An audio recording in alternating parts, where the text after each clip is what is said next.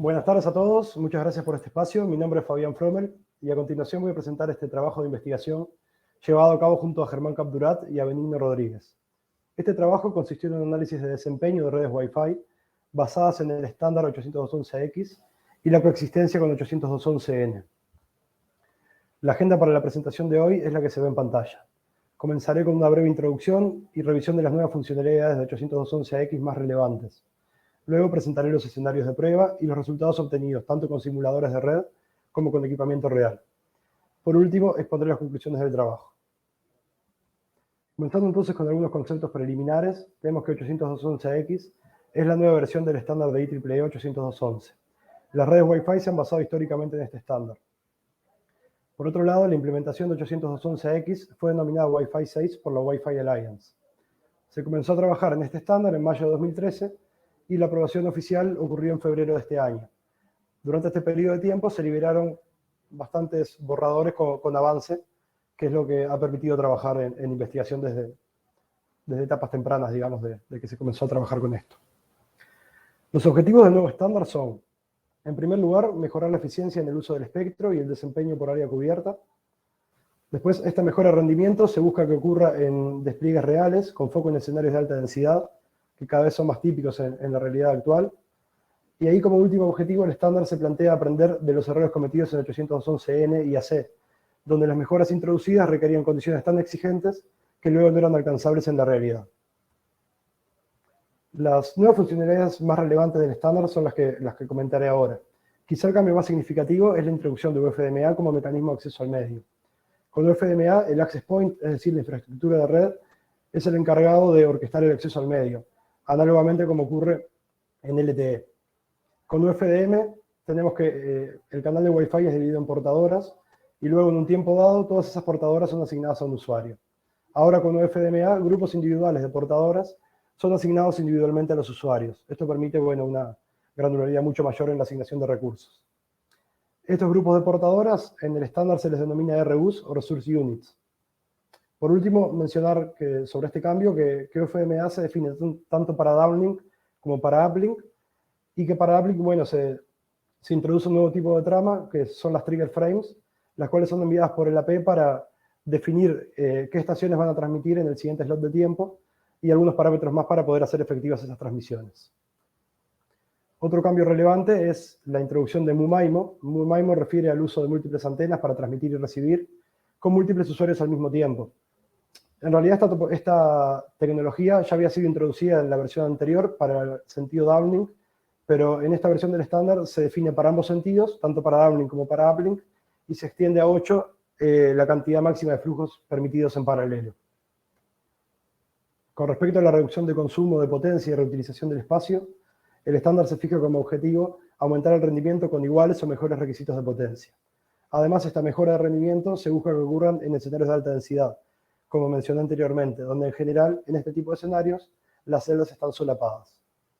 Entonces, para atacar un poco estos objetivos, o este objetivo compuesto, se definen mecanismos para negociar intervalos de inactividad entre el AP, el access point y las estaciones, y también para que las estaciones solo decodifiquen las tramas dirigidas a ellas.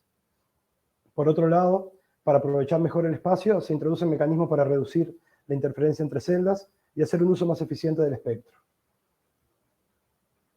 Pasando ahora a los escenarios de prueba utilizados, tenemos que en este trabajo se utilizaron múltiples topologías. En todas ellas se trabajó con un access point que soportara 802.11x y distinta cantidad de clientes, tanto 802.11x como Legacy. Legacy refiere, o por lo menos en este trabajo se lo trató al concepto de versiones anteriores del estándar, o sea, distintas a la 802.11x. Se trabajó con sentido downlink y sentido bidireccional y se utilizó un tipo de tráfico TCP saturado, de alguna manera intentando representar actividades diarias en la navegación de Internet, por ejemplo, videollamadas o uso de redes sociales. Las topologías que se ven en la imagen fueron utilizadas en su totalidad para la parte de simulaciones y un subconjunto de ellas, que son las que estoy resaltando ahora en rojo, para las pruebas con equipamiento real. Bueno, entonces con estas configuraciones se comenzó la evaluación de desempeño y en primer lugar se trabajó a nivel de simuladores de red. Se realizó una investigación en la academia y en la industria de simuladores disponibles que tuvieran una implementación de este nuevo estándar y se encontró que tanto NS3, Network Simulator versión 3, como Commodore tenían al menos una implementación parcial de lo que era este estándar. NS3 seguramente sea más conocido por ustedes porque es un simulador ampliamente utilizado tanto en la industria como en la academia. Quizás Commodore no sea tan conocido porque, bueno, fue un simulador desarrollado específicamente como aporte a la investigación de este estándar. Entonces, con estos simuladores se condujeron pruebas y se registraron los resultados que estamos viendo en pantalla. El gráfico de la izquierda fue construido con NS3 y allí lo que se registró fue la evolución de throughput conforme se aumentó la cantidad de clientes, de 1 a 51, variando de 3 en 3 la cantidad.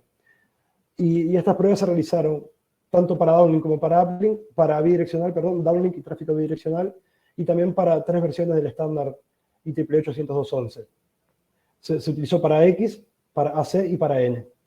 El primer comentario que se desprende de este gráfico es que se registra una leve caída de throughput conforme se aumenta la cantidad de clientes en la red. Y otro comentario que llama la atención es que AX no sobresale respecto a versiones anteriores del estándar, como podría ser esperable por la introducción de UFDMA. Bueno, analizando un poco estos resultados, se puede llegar a la conclusión que en la versión 31 de NS3, que era la versión actual al momento de realizar estas pruebas, no se había implementado todavía lo que es UFDMA a nivel de simulaciones. Entonces, bueno, no fue posible allí representar fielmente el nuevo acceso al medio. Por otro lado, en el gráfico de la derecha, lo que se buscó fue realizar una comparación entre ambos simuladores de red. Tenemos en celeste el simulador NS3, los resultados en realidad del simulador NS3, y en naranja los resultados con Commodore. Tal vez el comentario que se desprende de este gráfico es que NS3 resulta ser más confiable, dado que logra capturar esa caída de throughput conforme se aumenta la cantidad de clientes, algo que se vio después en las pruebas realizadas con equipamiento. Y bueno, que con Commodore no ocurre, ¿no? Se mantiene constante en todos los casos. Pasando ahora a las pruebas con equipamiento real, a nivel de access point, de APs, se utilizaron estos dos equipos, tanto el Cisco Catalyst como el Aruba 515. Y después, a nivel de clientes, se trabajó con el equipo Sirio, que es uno de los últimos modelos de laptop entregados por Plan Ceibal, a los cuales se los adaptó para que operaran con una tarjeta de red Wi-Fi 6.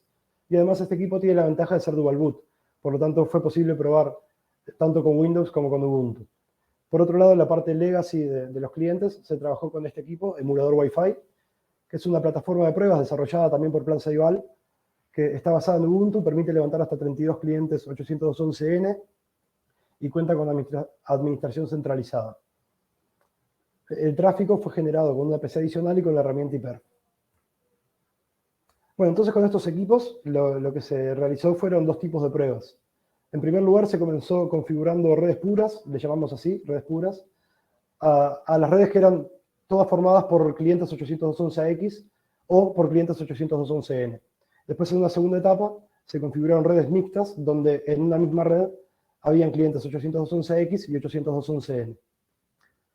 Comenzaremos analizando los resultados con las redes puras, con esto donde la cantidad de clientes es o de una versión del estándar o de otro.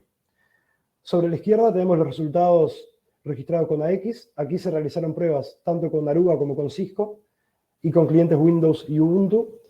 Y a nivel de N se trabajó solo con el equipo Cisco y clientes Ubuntu para tener una base de comparación. Los comentarios que surgen de las pruebas realizadas con AX y los equipos mencionados son, en primer lugar, que no fue posible evaluar el equipo Aruba con clientes Ubuntu, dado que al momento de comenzar a montar la topología y comenzar a asociar a los clientes a la red, la conexión se volvía inestable y se comenzaban a desasociar estos clientes. Por lo tanto, no fue posible montar la cantidad de clientes necesaria para registrar los valores. Entonces, eso es un primer comentario que en principio llamó la atención y no era esperado. Después, a nivel de Cisco, que son los resultados representados en curva punteada en este gráfico, sí se pudo realizar pruebas tanto en Ubuntu como con Windows, pero los resultados son un poco complejos, por decirlo de alguna manera, o no están alineados con lo que uno esperaría en principio. Con Cisco lo que se registró fue una caída abrupta conforme se aumentó la cantidad de clientes. Y bueno, fíjense que esto era algo que no ocurría en las simulaciones y tampoco ocurrió en esta prueba de comparación que teníamos incluso con el mismo AP, pero en protocolo 802.11n. Los resultados con Aruba fueron mejores que los registrados con Cisco, Aquí tenemos que no solo la capacidad total de la celda se mantuvo más constante y la caída fue menos pronunciada, y de hecho se vuelve significativa después de 12 clientes, pero también que alcanzaron valores de throughput más altos respecto a los de Cisco, aproximadamente de 100 megabits más altos. Y esto se traduce en que en la prueba se pudieron, tanto las estaciones como el AP, negociar para utilizar modulaciones más altas, ¿no? Y esto habla de una mejor implementación a priori de lo que es el equipo Aruba respecto al de Cisco en este protocolo y en esta versión probada. Pero no hay que olvidar el problema encontrado con Aruba y los clientes Ubuntu. Por otro lado, tenemos los resultados de lo que fueron la evaluación con redes mixtas. Aquí nuevamente se registró el throughput conforme se varió de alguna manera los clientes en la red, solo que en este caso la cantidad total de clientes se mantuvo constante en 24, y lo que sí se hizo fue variar la proporción de una versión del estándar y de otra. Fíjense que en el primer punto tenemos 0 clientes AX, 24N, luego 6AX, 18N, luego 12 y 12, luego 18AX, 6N y por último 24X, 0N. El resultado con tráfico downlink vuelve a mostrar lo que pasaba en las pruebas anteriores, ¿no? Que la capacidad de la celda cae drásticamente conforme se aumenta la cantidad de clientes. Sin embargo, cuando uno mira los resultados en tráfico bidireccional, la capacidad total de la celda se mantuvo más estable, y lo que sí varió fue la proporción del uplink respecto al downlink. Fíjense que el downlink está representado en verde, y conforme se aumenta la cantidad de clientes en la red, esa proporción crece significativamente respecto al total y respecto también al componente downlink. Bueno, yendo ahora entonces a las conclusiones del trabajo, tenemos en primer lugar que los equipos utilizados para las pruebas cuentan con implementaciones inmaduras, y esto se evidencia tanto en el problema de la AP Aruba y los clientes Ubuntu, como en los resultados con Cisco, que no fueron buenos, y la verdad que no logró escalar bien la red conforme se aumentaba la cantidad de clientes, el throughput se venía a pique. Sin embargo, bueno, son las primeras versiones, digamos, que se liberan de esta tecnología, y como toda nueva tecnología, puede tener sus fallas. Aparte, entra también a jugar los drivers de los clientes, y bueno, la verdad que esperamos que estos problemas se corrijan y en sucesivas actualizaciones esto ande mucho mejor. Otro hallazgo también que surgió de este estudio es que se nota una preponderancia mayor del tráfico uplink respecto al downlink, y eso seguramente se deba a la implementación del scheduler de RUs, y que el fabricante quiera por algún motivo darle más prioridad al uplink, por ejemplo, para implementaciones IoT. Y después el último punto, ya digamos dándole un cierre a lo que fue la parte con simuladores, lo que tenemos para mencionar allí es que las versiones utilizadas al momento de realizar las pruebas no lograron representar fielmente lo que es el nuevo acceso al medio. Sin embargo, cabe mencionar que en las últimas versiones de NS3 ya se empezaron a incluir algunos conceptos de 811X como modelos de capa física, y incluso en la última versión liberada, o penúltima, ya hay algún concepto de UFMA. Por lo tanto, esto ya se está trabajando, digamos, para lograr simulaciones más fidedignas. Bueno, eso era lo que quería compartir hoy. Agradezco mucho el tiempo y quedo disponible para consultas. Bueno, ok. Muchas gracias, Fabián. Muy interesante. Yo la verdad es que no sabía que ya teníamos un estándar nuevo. Me acabo de desayunar. Y por lo que plantean, en realidad, el foco de la novedad es en el uso, en la eficiencia en el uso del espectro. Eso quiere decir que, por ejemplo, para los clientes domésticos, que el espectro no importa porque es todo para él solo, no cambiaría nada el beneficio de esta red, que todavía es inestable, porque digamos, que sea inestable cuando se conectan muchos, si estás vos solo, no importa mucho, ¿no? Claro, muy buena la pregunta, muchas gracias. La realidad que sí, que el foco se puso en lograr mejoras significativas, pero en escenarios reales y de alta densidad. Incluso sí es verdad que hay otras modificaciones, como por ejemplo que se agrega una modulación 1024 QAM, que eso permite ya de pique, siendo uno o poquitos clientes en la red, tener mejoras significativas. Pero el foco de lo que es el estándar y también de este estudio era evaluar en escenarios un poco más cargados. Tampoco usamos escenarios de cientos de clientes, pero por lo menos entender en el escenario de plan Ceibal, que bueno, yo estoy realizando una maestría con apoyo del plan Ceibal. Yo soy funcionario de Ceibal también y nos interesaba también entender si hacía sentido para Ceibal hacer un cambio a este estándar ahora o esperar un poco y tal. La realidad es que al momento de realizar estas pruebas no es el momento de hacer el cambio, esa es la conclusión que llegamos. Ok. Bueno, muy bien, muy interesante entonces. Bueno, muchas gracias.